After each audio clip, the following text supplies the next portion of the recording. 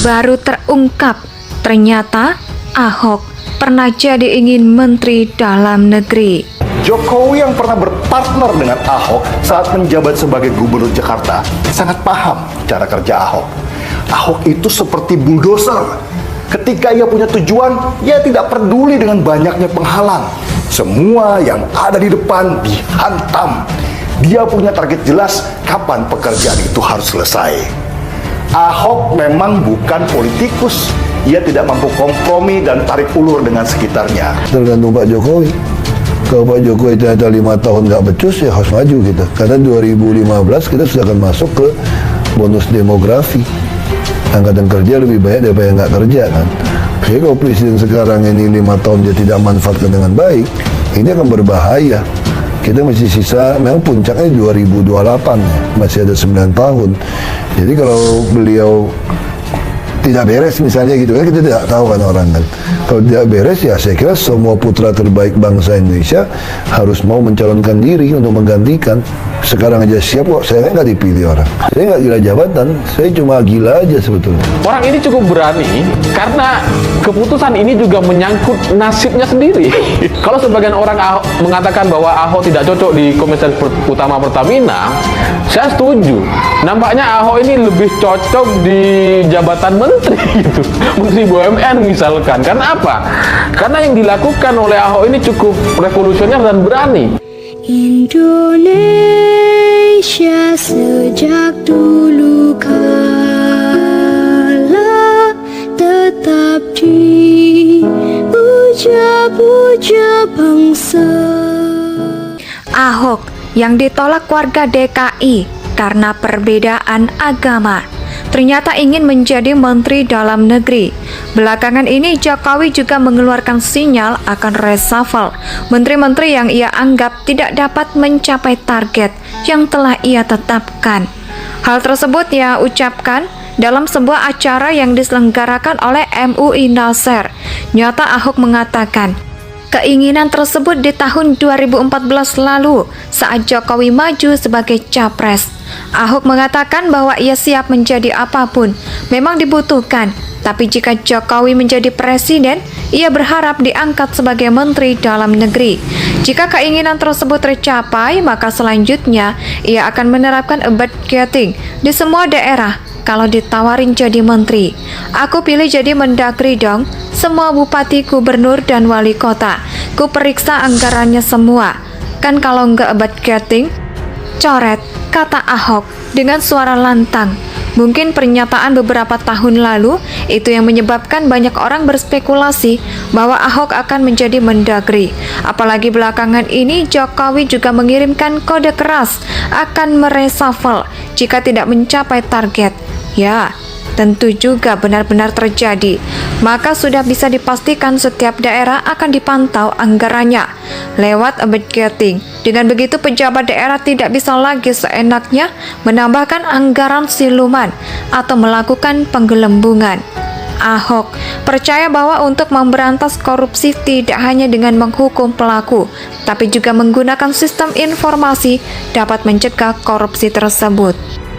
Sebelum terjadi, apakah hukuman bagi pelaku korupsi yang ringan tidak membuat koruptor jera? Budgeting di DKI akan menjadi contoh untuk budgeting di daerah-daerah lainnya. Sistem informasi itu juga dikabarkan cara membuat grup baru kebingungan karena APBD tidak bisa sembarangan dirubah tanpa diketahui oleh BPK dan KPK.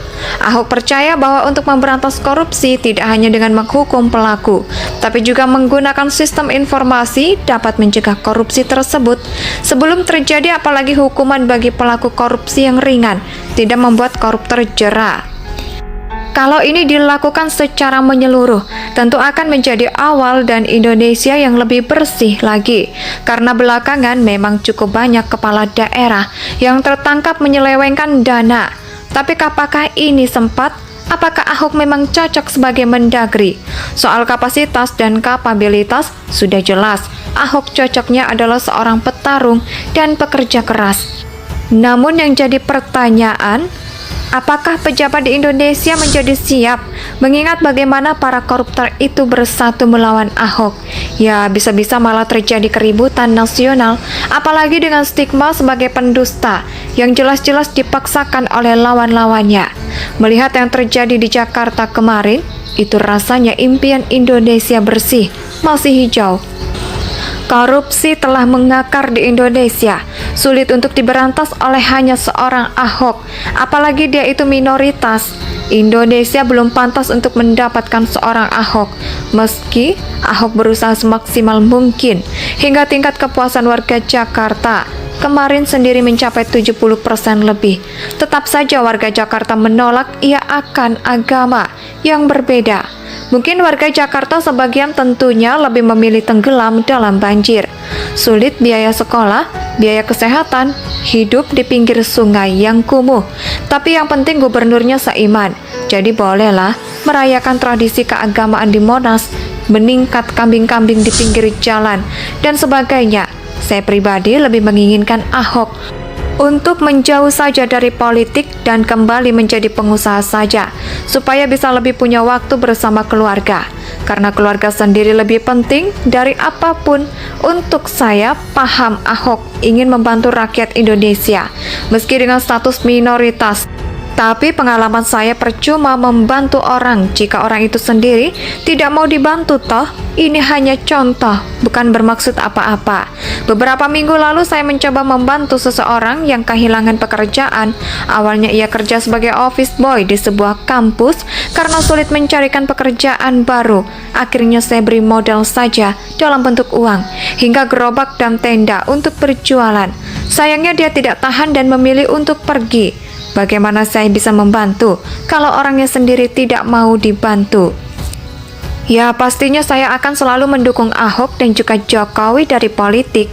Sebenarnya bisa dikatakan telah nyaris mustahil dia bisa jadi gubernur, menteri, dan presiden. Tapi ternyata Ahok masih begitu menakutkan. Ahok masih dianggap berbahaya dan perlu diwaspadai.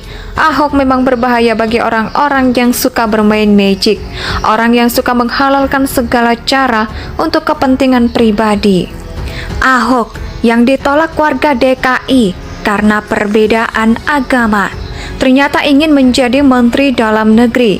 Belakangan ini Jokowi juga mengeluarkan sinyal akan reshuffle menteri-menteri yang ia anggap tidak dapat mencapai target yang telah ia tetapkan.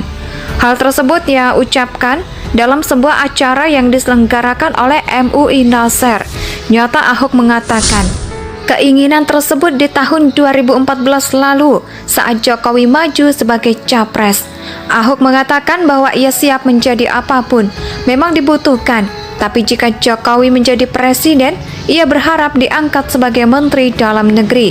Jika keinginan tersebut tercapai, maka selanjutnya ia akan menerapkan budgeting di semua daerah. Kalau ditawarin jadi menteri, aku pilih jadi Mendagri dong. Semua bupati, gubernur, dan wali kota, ku periksa anggarannya semua. Kan kalau nggak budgeting, coret, kata Ahok dengan suara lantang. Mungkin pernyataan beberapa tahun lalu itu yang menyebabkan banyak orang berspekulasi bahwa Ahok akan menjadi Mendagri.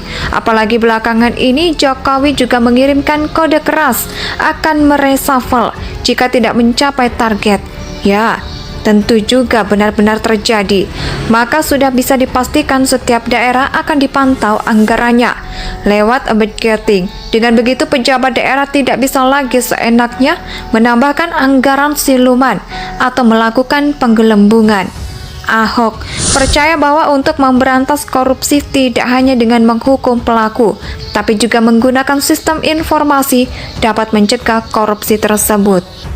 Sebelum terjadi, apakah hukuman bagi pelaku korupsi yang ringan tidak membuat koruptor jera? Budgeting di DKI akan menjadi contoh untuk budgeting di daerah-daerah lainnya. Sistem informasi itu juga dikabarkan cara membuat grup baru kebingungan karena APBD tidak bisa sembarangan dirubah tanpa diketahui oleh BPK dan KPK. Ahok percaya bahwa untuk memberantas korupsi tidak hanya dengan menghukum pelaku, tapi juga menggunakan sistem informasi dapat mencegah korupsi tersebut sebelum terjadi, apalagi hukuman bagi pelaku korupsi yang ringan tidak membuat koruptor jera. Kalau ini dilakukan Indonesia tanah air